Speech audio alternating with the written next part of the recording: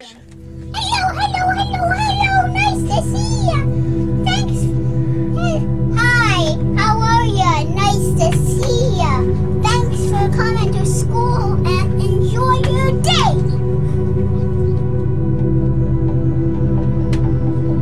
Alright. It's actually good afternoon, guys.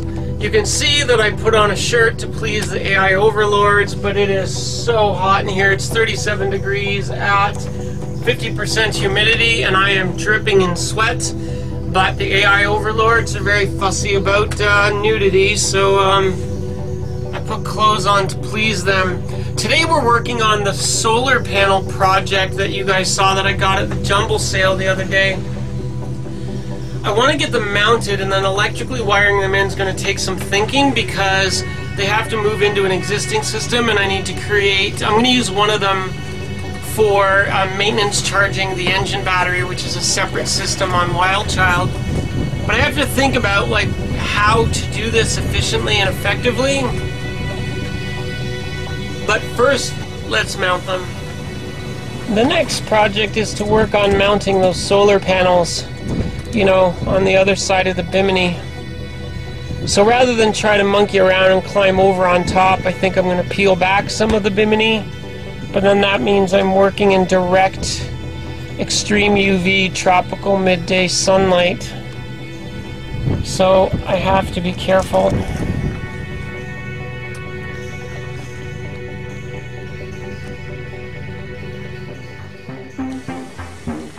And this is the ocean life. This is why I hate the ocean. Perfectly good zippers, good condition, and stock. Because even though they're very expensive, good quality zippers, in the salty air, they corrode, and then they get all salty, and then they won't fucking open. Open, damn you.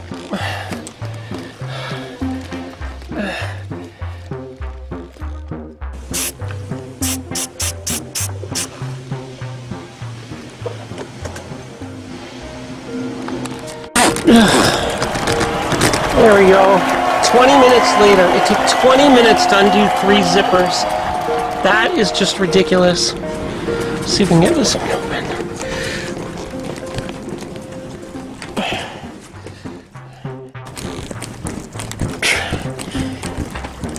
So frustrating. People don't believe me that living on the salty ocean, just the air alone will corrode everything you own. This zipper up on the bimini roof has never been exposed to the ocean directly, like it's never been in salty waves. But you can see the salt that is hardened in the zipper that I'm trying to scrape out. That's got it locked just from the salt air.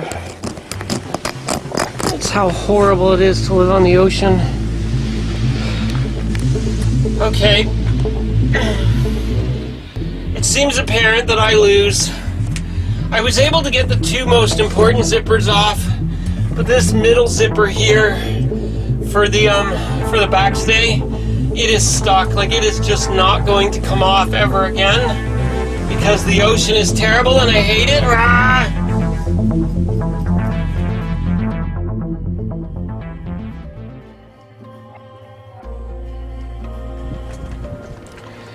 This is our working space for port side. And we can do the same thing on starboard. Let's mount some solar panels.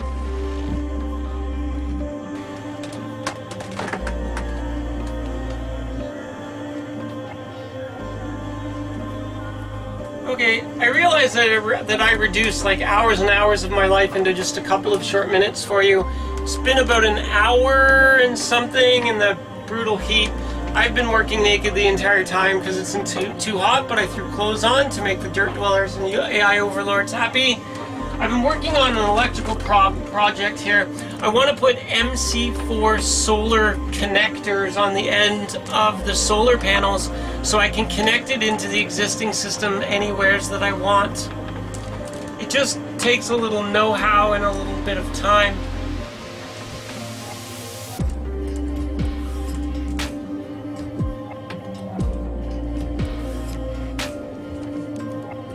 Okie dokie. It took an extra hour for me to dig out all the necessary parts, but we now have MC4 solar connectors on the tiny little wires for the little 30-watt panels, but I can connect it into my system anywhere as I want to now.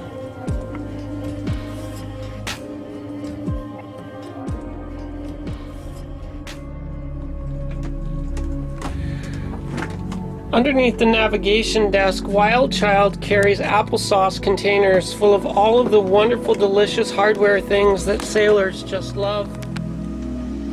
I have oodles and oodles of stainless steel. So I dug through the pile and we found 4 stainless steel pan heads like this. We're going to drill holes into the arch and we're going to tap and thread the holes, and then we're going to use this to mount in the panels.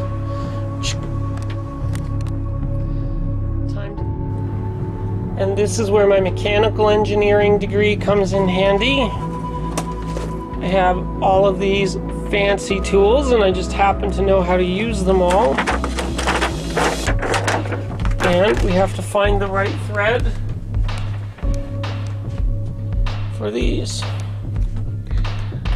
I suspect it could be a 1024 because it seems to be the most common used marine thread.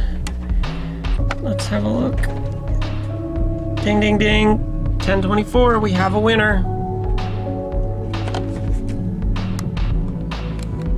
The drill bit and the tap are now ready to go. We get a Sharpie and we go outside and mark our holes. Okie dokie. Now we take out the solar panel, we go sort of put it in place, we mark it with the Sharpie so we know where to tap and drill the holes. And then a little mounty, a few zip ties, and we're ready to connect in. Almost there, people. So on the existing overhead arch, I'm taking the port side solar panel, and you can see I've already put in double connectors, so it's all ready to go. This will put the new 30 watts of solar power into the house bank. So I have a connection point right here and we just have to physically mount it.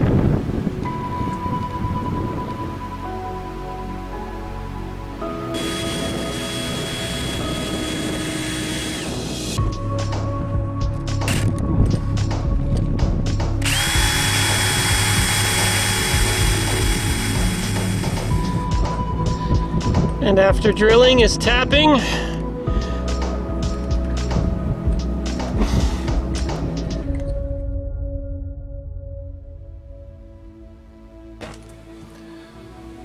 Okay, the solar panel installation is not going nearly as well as I had hoped it would, and it was something that I knew could become a problem. The little 30-watt charge solar panels had built-in MPPT charge controllers in them, and you cannot connect a charge controller looking at another charge controller. My solar system already has charge controllers, so on the other end it needs to see only raw voltage. So this charge controller was fighting with these charge controllers and it wasn't working. So, being the super smart girl that I am and using my electronics engineering degrees, I just decided to rebuild it.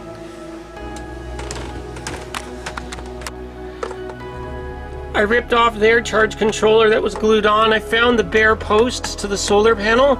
I cut the wire and then I soldered it in, and now I've put liquid rubber on it to seal it up, and then I glued, because you always have to have mechanical support, I glued a restraint with crazy glue to hold, like as a cable support.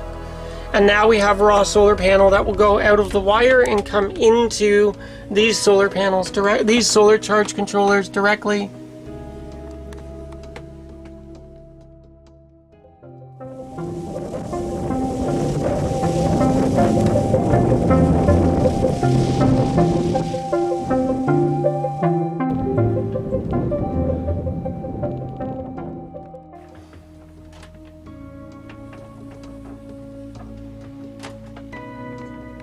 Well, there's 8 hours of my day I'll never get back again, condensed for you guys into a very short video.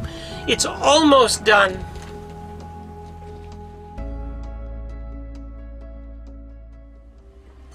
If you remember the hole that we sealed up in the cockpit floor, we still have the problem that we need to vent the engine room. It's the second day of the project because it took me a while to find a cooling fan, but I had friends that took good care of me. Now we're going to mount and install and wire in a cooling fan for the engine room. The answer to the question, did I decide to make it a blow-in or a suck-out?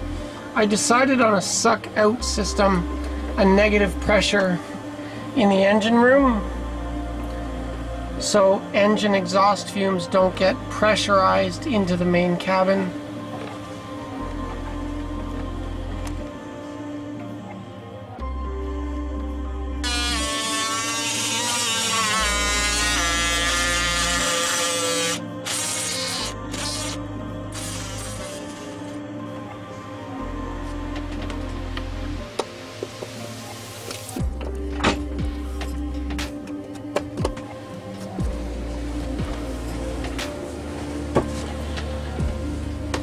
Of course, before you install electrical components, you have to test them to make sure that they're good.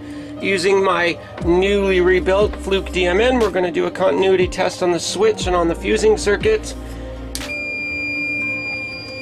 The buzz means that we have contact. The circuit is good. The switch is good, the fuse is good, the circuit is good, so now we're ready to install it. I understand that the spaghetti factory of wires gives most people headaches, but I understand all this stuff. I know what it is, I know what it does, I installed it, I know how it functions, and I know what to do with it. And bam, we're gonna have a new engine room blower fan.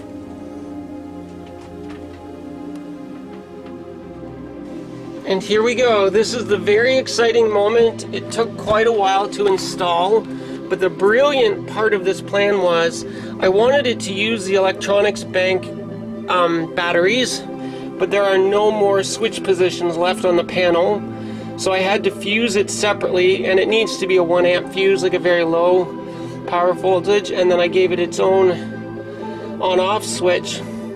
But the brilliant part is I have power analyzers on each bank that help me understand how much energy I'm using or creating. When we turn on the blower fan, the new engine room blower fan, we can now monitor its energy consumption through the same power bank that the panel is using. And very exciting news! Lexi wins! Oh, there's actually a fair amount of air blowing out of the vent now. Like, it's actually quite powerful. You can feel the flow. And now I can vent my engine room.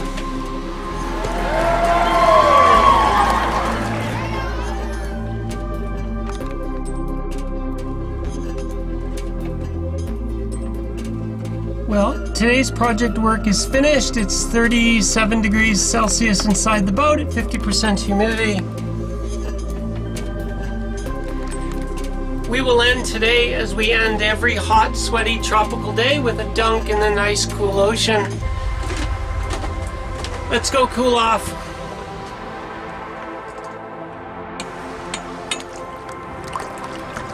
Oh, it feels very nice.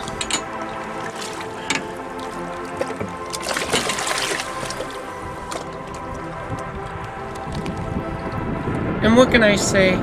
The tropical cruising life, it's not all bad, it's not all suffering. There are good parts. It's the good mixed with the bad.